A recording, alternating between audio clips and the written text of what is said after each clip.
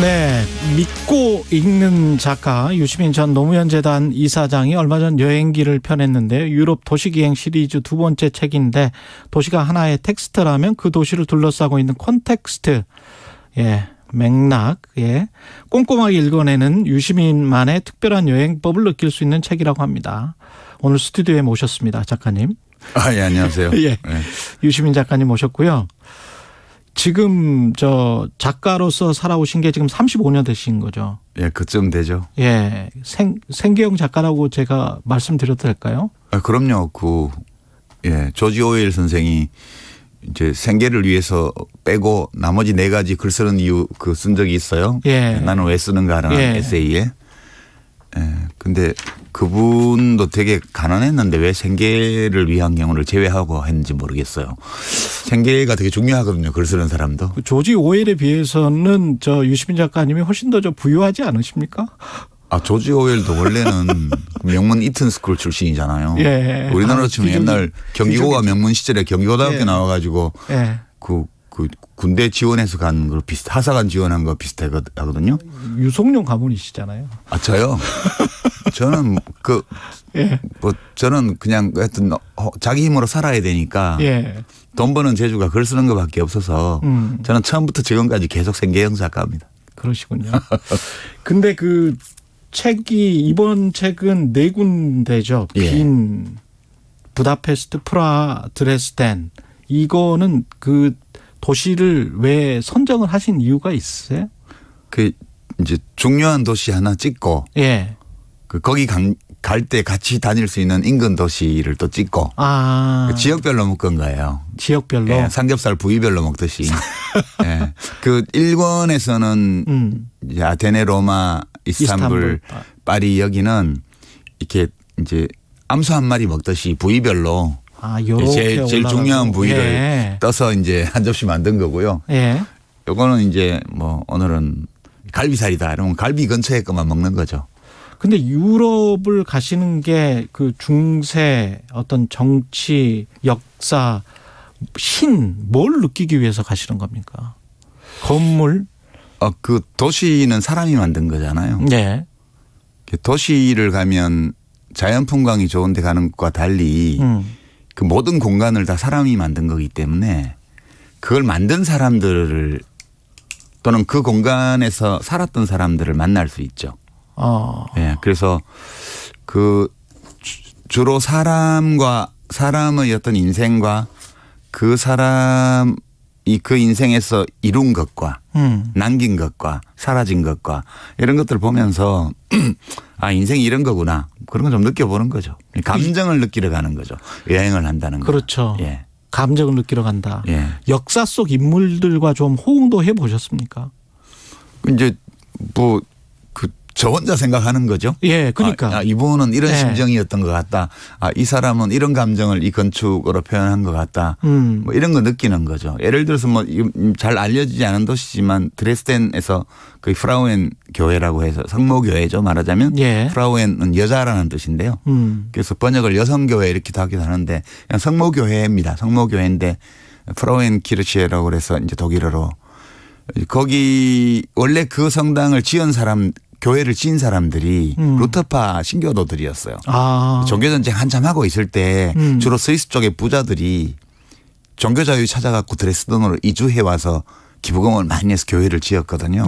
그래서 그 교회가요. 옛날 건물은 아니고 완전 새로 지은 건물인데 되게 포근합니다. 들어가 보면. 그러니까 이렇게 중세 고틱 성당이나 이런 데 들어가면 좀 겁나잖아요. 그렇죠. 첨탑은 높고. 위압적이고. 막 삐죽삐죽하고 막 그림들도 막 신을 안 믿고 거짓말하면 막 혀뽑고 막 불러치지고 이런 그림들 걸려 있잖아요. 근데 이 성모교회는 드레스덴 성모교회는 정말 편안합니다. 들어가면. 그러니까 그 공간을 들어가면 이 교회를 처음 지은 사람들이 왜 이렇게 지었는지를 좀 느낄 수 있어요. 이런 신을 이 사람들이 원했구나. 그런 느낌. 그런 감정을 맛보는 거 그거는 드레스덴 성모교회를 안 가면 다른 데서 느껴보기 어렵거든요. 그렇죠. 그래서 특히 이제 유럽은 우리가 지금 살고 있는 이 시스템 주도적인 문화 철학 이런 것들이 다 서구에서 그렇죠. 근대에 생긴 거잖아요. 이 시장 경제, 민주주의, 그다음에 개인주의, 다양성 이런 것들이 다 거기서 온 거라 우리가 오늘날 살고 있는 이 모든 문화 DNA의 원조를 추적해 들어가면 그게 서유럽이에요. 그렇죠. 그런 점에서 보면 이제 오늘의 우리 현실을 이해하는 데도 도움이 되고요. 내가 살아가고 있는 삶의 양식을 내가 이해하는 데도 도움이 됩니다. 그 가보니 우리의 현실, 한국의 현실이 이렇게 뭐 긍정적이든 부정적이든 이렇게 진행되는 게 당연하다라고 느껴지던가요? 예, 뭐 늘 있을 수 있는 일들이 우리나라에서도 자연스럽다. 일어나고 있다. 네. 왜냐하면 그 유럽 주요 도시의 도시 공간을 가보면 네. 우리가 뭐 근년에 뭐 우리 현대사에서 겪었던 또는 지금도 어떤 분들은 겪고 있다고 주장하는 그런 좀 어찌 보면 어처구니 없거나 또는 어리석거나 또는 터무니없거나 도저히 납득하기 어려운 그런 일들이 다 있었어요. 광기의 역사들이 있었죠. 예, 그럼요. 다 있어요. 도시마다. 그래서 인간이 원래 이런 존재구나라고 느끼게 되고요. 우리나라에서 내 생각에 이거는 없었으면 좋았을 일이다 싶은 그런 일들조차도 일어날 수 있구나 이거. 우리만 그런 게 아니구나. 그런 점에서 위로도 되고 그래요. 예. 그 지금 드레스덴도 어떻게 보면 그 역사적인 그리고 피해가 있었던 도시 아닙니까? 독일의 드레스덴. 거기가 영국군하고 미군이 공군이 폭격을 해가지고 그랬죠. 예, 3일 동안 4번 폭격을 했어요. 예. 1945년 2월 13일부터 15일까지인데 독일은 가해자였긴 하지만. 예, 도심을 거기가 군사시설이 하나도 없는 문화도시였는데 도심 직 반경 3km를 완전히 그 쑥대밭 정도를 넘어서서 완전 제로 만들었던 데입니다. 그러니까 히로시마 원자폭탄 폭발로 사망한 사람과 비슷한 규모의 피해 민간인 피해가 났던 사건이거든요. 그게 예. 그때 그 교회도 물론 다 녹아버렸죠. 불에 타서 다 무너졌죠. 그걸 지금 뭐 그 무슨 엑스맨 이렇게 몸에 티타늄 금속으로 뼈에 넣듯이 예. 그런 식으로 안에 철근 콘크리트로 완전히 새로 만들어 가지고요. 겉모양은 옛날 건물하고 똑같은데 내부는 완전 다릅니다. 초현대식 건물이거든요. 그러니까 저는 그 드레스덴 성모교회가 담고 있는 부활의 서사 예. 이거를 보고 있으면 인간의 어리석음과 광기, 인간의 증오감, 어떤 잘못된 이념 이런 것들이 어떤 범죄를 저지를 수 있는지를 보여주고요. 동시에 그 일을 했던 인간이 그걸 어떻게 극복해 가고 이 화해와 평화, 소통, 교감 이런 것들을 만들어내는지를 다 볼 수 있어요. 그 교회에서는. 그런 점에서 보면 예, 그런 것을 책으로 통해서도 알 수 있지만 네. 직접 가서 보면 좀 달라요. 그렇죠. 그 맛에 여행을 하는 거죠. 안 그러면 그냥 책 보고 말죠. 검색해보고. 예. 프라하에서는 뭘 느끼셨어요? 체코 프라하에서는? 프라하는 그냥 놀러 가는 데인데요. 거기 너무 예쁜 도시거든요. 예. 정말 인증샷 찍는데 최고입니다. 제가 다녀본 중에는 예. 진짜 그 소문대로예요. 아무 데서나 찍어도 화보가 나온다. 그런 도시인데 진짜 예. 이뻐요. 근데 거기 되게 훌륭한 분이 한 분 계시더라고요. 후스라고. 우리 후스? 얀 후스라고. 얀 후스. 예, 옛날에 예. 우리가 보헤미아의 종교전쟁 뭐 종교개혁 이런 거 얘기할 때 교과서에서 우리 본 인물인데 예. 가서 이렇게 자세히 들여다봤더니 생각보다 되게 매력 있는 인물이었더라고요. 그분이요. 그 마틴 루터 종교개혁보다 100년 이상 앞선 시기였는데 예. 이분이 원래 그 프라하 대학 교수였어요. 근데 교수 재미없어. 이 강의도 해야 되고 지겨워. 근데 가톨릭 사제들을 보니까 그거 더 재밌을 것 같거든요. 편하고. 예, 그래갖고 이제 신학 공부를 해서 사제가 됐어요? 사제가 됐어요. 그래서 뭐 정식 신부도 아니고 아직은 설교자 자격을 얻었는데 거기 프라하 시내 베틀레헴 그 예배당이라고 유명한 오래된 예배당이 있는데 거기서 설교를 해요. 근데 그때까지 설교는 다 라틴어로 하도록 교황청의 방침이 그랬거든요. 그래서 친도들이 알아듣지도 못하는 설교가 뭔 의미가 있어요. 그래서 체코 말, 보헤미아 말로 설교를 합니다. 그리고 그거 교황청에서 야 그거 하지 마 너 하지 말라는데 왜 해? 막 그러니까 예. 내 맘이야. 그리고 이제 루터하고 똑같은 주장을 하죠. 면죄부 같은 거 비판하고요. 돈 받고 그 구원을 판다는 건 있을 수 없다. 그리고 이제 사제도 부패하고 범죄를 저지르면 감옥 보내야 된다. 예. 그리고 이 구원은 이 사제에게 있는 게 아니고 교회나 사제에 있는 게 아니고 성서에 있는 거다. 이런 주장을 하죠. 그래서 결국은 교황청에 붙잡혀갖고 화형당해요. 얀 후스라는 사람이. 근데 화형당할 때까지도 절대 자기 생각을 안 굽힙니다. 파문당하고 붙잡혀서 화형당했는데. 근데 지금의 생각인데. 네, 그분을 따르는 보헤미아 민중들이 이 얀 후스가 화형당하고 나서 후스파라는 정치 결사를 만들어서 그때부터 이 로마 교황청과 세속 권력 보헤미아 왕이 결탁해서 억누르고 있던 그 어가베에 대해서 저항을 시작을 하죠. 결국 유럽 중세가 그 보헤미아 사람들의 그 종교 권력에 대한 저항 때문에 무너져 가지고요. 30년 전쟁이 일어나고 베스팔렌 조약 체결돼서 신교가 다 인정을 받게 됩니다. 그러면서 유럽 중세가 무너지죠. 대단한 사건인데요. 되게 매력적인 인물입니다. 결국은 네. 처절한 핍박과 완전한 무너짐이 있어야 뭔가 다시 꽃피어지는 거네요. 근데 이제 그분의 생애를 보면 예. 내가 이 세상을 바꿔야 돼 이렇게 해서 한 건 아닌 것 같아요. 아니고 그냥 그 가톨릭 설교자로서 종교인으로서 자기가 옳다고 믿는 대로 행한 거예요. 가셨을 때는 우크라이나 전쟁이 없었던 때입니까? 예, 그거 제가 코로나 터지기 전에 갔으니까요. 그렇죠. 그때는 없었죠. 예. 예. 지금 그 여러 가지 갔다 오셔서 그런 생각이 드실 것 같아요. 지금 유럽이 사실상 전쟁 중이고. 유럽은 뭐 중세기 내내 전쟁 중이었던 사실 지역이죠. 지금 가신 곳들도 부다페스트, 프라하, 드레스덴도 다 전쟁을 겪었던 도시들 아닙니까? 유럽은 전쟁을 안 겪은 도시가 없죠. 예. 우리나라는 뭐 100년, 200년에 한 번 누가 쳐들어와고 뭐 전쟁이 있었고 의병했다 이거잖아요. 그 예. 기억이 지금 임진왜란 같으면 그 500년이 지났는데 예. 계속 교육이나 이런 걸 통해서 우리 생생하게 어제 일처럼 기억하죠. 근데 유럽은 전쟁이 하도 많아가지고요. 기억도 못해요 사람들이. 그러니까 우리가 전쟁을 외부 침략을 많이 겪었다고 주장하지만 데이터를 보면 우리 민족은요. 진짜 팔자 좋게 살았어요. 어쩌다 한 번씩 침략당하고. 근데 유럽은 중세 천년 동안 국가 체계가 없었기 때문에 그 말 시도 때도 없이 전쟁을 했습니다. 거기. 2차 대전 이후에 어떻게 생각하면 없죠. 유럽 그때부터 내에서 없죠. 예. 오랜만에 일어나는 전쟁인데 예. 우크라이나 전쟁이 그 지금 상황은 어떻게 보고 계세요? 저는 저 작가님이 지금 우크라이나 전쟁이랄지 국제 정세랄지 미중 간의 갈등, 러시아 뭐 이 상황을 좀 충분히 보실 수 있는 해안과 통찰력이 있을 것 같은데. 그런 건 없고요. 저도 뉴스 보고 아는 거죠. 뭐. 저도 뉴스 보고 아는데 예.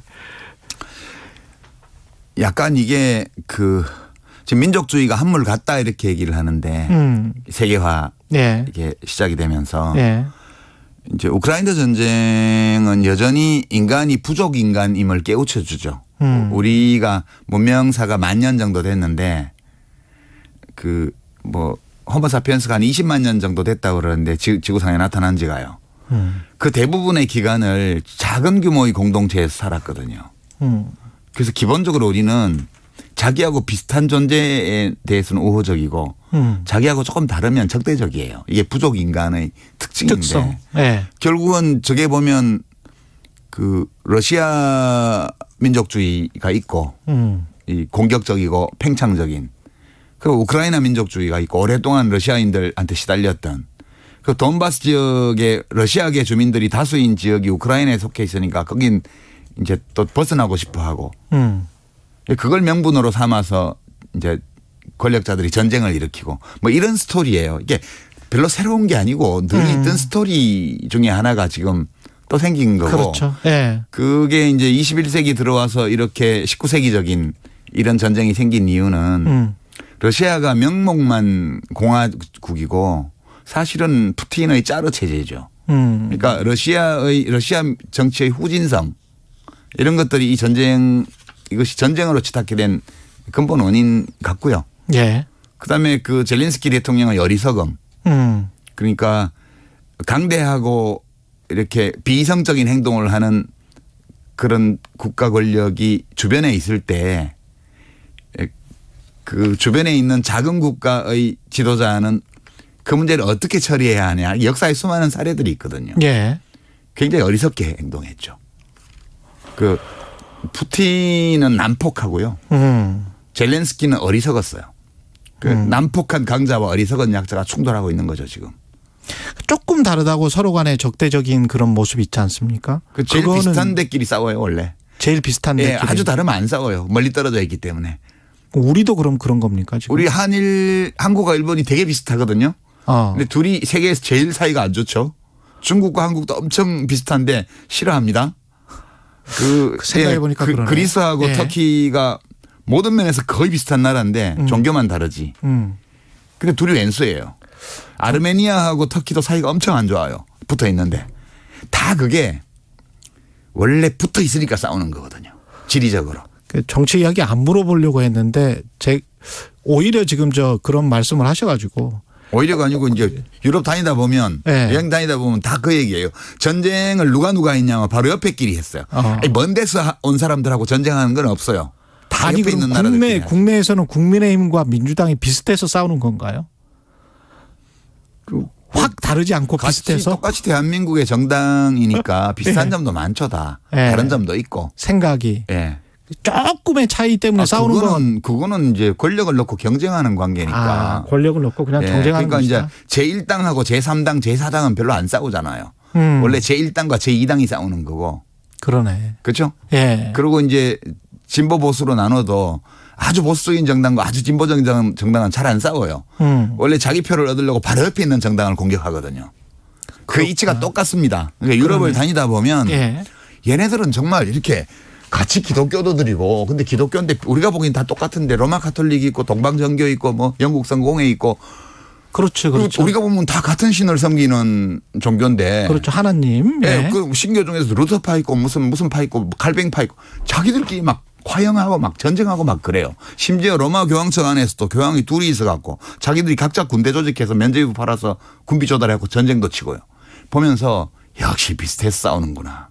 그러니까 뭐 늘 그런 거죠. 이 이치가. 우리만 그런 게 아니에요. 우리만 그런 게 아니구나. 우리만 그런 게 아니에요. 그러면 뭐 해답이 없는 겁니까? 이 정치도 그렇고 인생도 그렇고 여행도 그렇고 그냥 우리는 해답 없이 그냥 현재를 최대한 까르페디엠 하면서 그 유럽의 도시들을 다니다 보면 예. 인간이 이제 그 구원받기에는 너무 흉측한 종이라는 생각을 하게 돼요. 너무 끔찍한 짓을 많이 했어요. 드레스덴 같은 데 그거 많이 느낄 수 있고요. 프라하도 마찬가지입니다. 프라하도 그 보헤미아 전쟁의 흔적이 굉장히 많이 남아있기 때문에 예. 이제 그다음에 뭐 헝가리 가보면 헝가리는 뭐 부다페스트 같은 경우는 광장 이름, 도시 이름, 길 이름, 뭐 건물 이름에 붙어 있잖아요. 사람 이름이 거기엔 되게 천수를 누리고 죽은 사람이 거의 없어요. 다 무슨 광장에서 가보면 이 사람은 망명 중에 뭐 병사했고 그다음에 무슨 길 이름에 이 사람은 뭐 무슨 뭐 독립 전쟁 중에 해방 전쟁 중에 전사했고 뭐 또 무슨 건물 이름에 붙어 있으면 이 사람은 뭐 옥사했고 다 그래요. 그런 거기 때문에 좀 위로가 되죠. 다니다 보면. 예. 위로가 된다. 예. 왜냐하면 나만 고통스러우면 더 괴로운데 남들도 비슷한 고통을 같이 겪어왔구나 이러면 동질감도 느끼게 되고 덜 외롭잖아요. 이 쏟아지는 뉴스 속에서 뭐 좋은 뉴스가 많으면 좋은데 뉴스의 또 특성이 나쁜 뉴스를 많이 확대 재생산하는 게 있거든요. 바로 그거예요. 부다페스트 제가 25년 만에 갔는데 옛날에 가보고 너무 좋아져 있는 거예요. 그래서 왜 이 도시가 25년 사이에 이렇게 밝고 더 아름다워지고 더 깔끔해지고 더 활기차졌을까 생각해 보니까 헝가리 소식을 외신에서 본 적이 별로 없더라고요. 그 얘기는 나쁜 일이 별로 없었다는 뜻이에요. 헝가리에 25년 동안. 그 사회주의 끝나고 나서. 여행을 못 가고 하지만 이 뉴스를 접해야만 각종 뉴스를 접해야만 하는 국내에 있어야 하는 분들에게 어떻게 하면 위로와 힐링이 될 수 있는 방법. 그 뉴스를 보지 마시고 제 책을 읽으시면 되죠. 유럽 도시 비행 2. 그거 말고 딴 거 없습니까? 예. 뭔가 좀 평안해지면서도 정치 텍스트를 그래도 좀 편안하게 읽는 방법 같은 게 없을까요? 그 비엔나에 가면 비인에 제가 책에도 썼는데 MAK라고 약자가 그런데 응용예술박물관이에요. 응용예술박물관. MAK라고 그게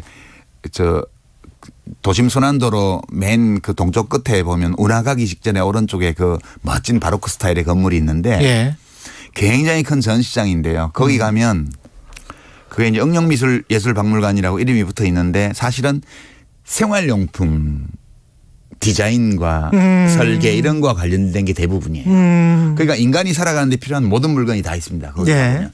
무지하게 재밌는 전시장인데 이제 거기에 가면 비더마이어 시대 전시관이라고 있습니다. 비더마이어 시대라는 거는 이제 뭐 한국인 중에 아는 사람이 10,000명에 1명도 안 될 거예요. 그게 나폴레옹 전쟁이 끝나고 1848년 자유주의 혁명이 유럽을 휩쓸 때까지 30년의 기간을 오스트리아하고 이 독일 남부 쪽 그 바이에른 쪽 사람들이 비더마이어 시대라고 그래요. 아, 그래요? 예, 그게 어떤 시대냐 하면 이제 나폴레옹 전쟁이 나면서 낡은 봉건 체제가 흔들리고 자유주의가 막 퍼져나갔습니다. 그래서 이제 신흥 중산층 좀 고학력 이 사람들이 와 이제 좋은 세상이 오나 보다. 그런데 나폴레옹 전쟁이 수구연합의 승리로 끝나고 그리고 전 유럽의 왕정 벗고 전제정치로 회귀하는 반동의 시대가 열립니다.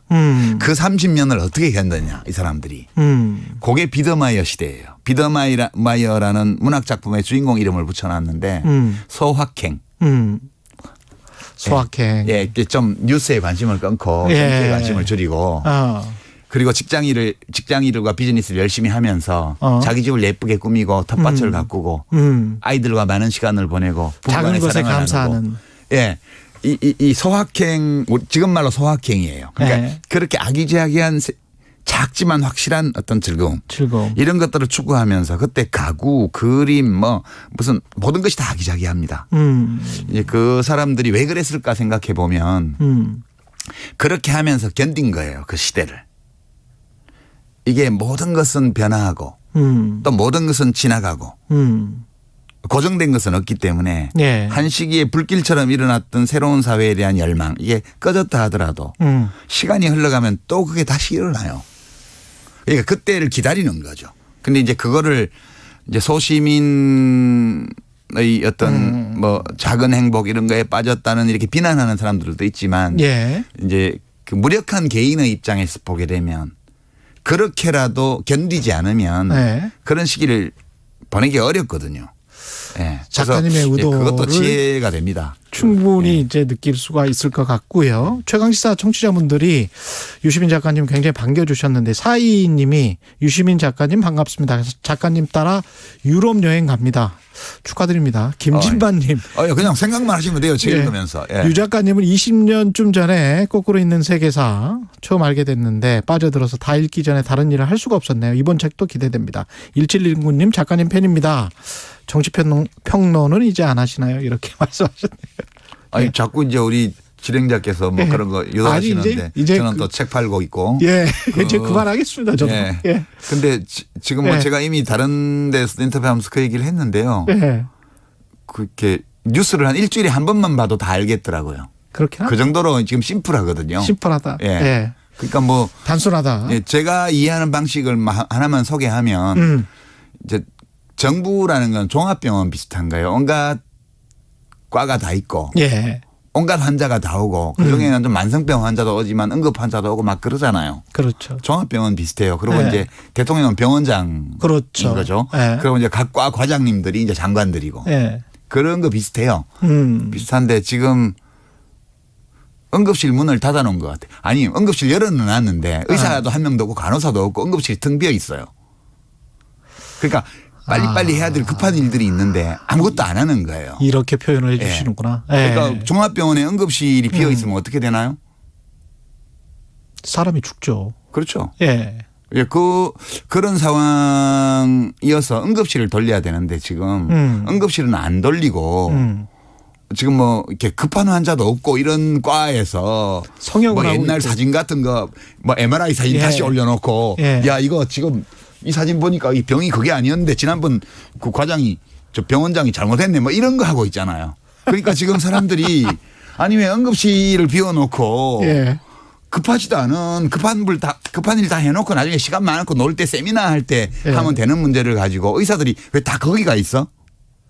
그렇죠. 병원장도 거기 신경 쓰는 것 같아. 이렇게 되는 거예요. 그러니까 약간 그런 상황 같아서 다른 데서는 안 해주시던 정치평론을 오늘 아주 정확하게 해주시네요. 그러니까 이제 저에 대한 이렇게 그게 아니고 제가 주식 투자 안 하길 정말 잘했다 이 생각 들고요. 예.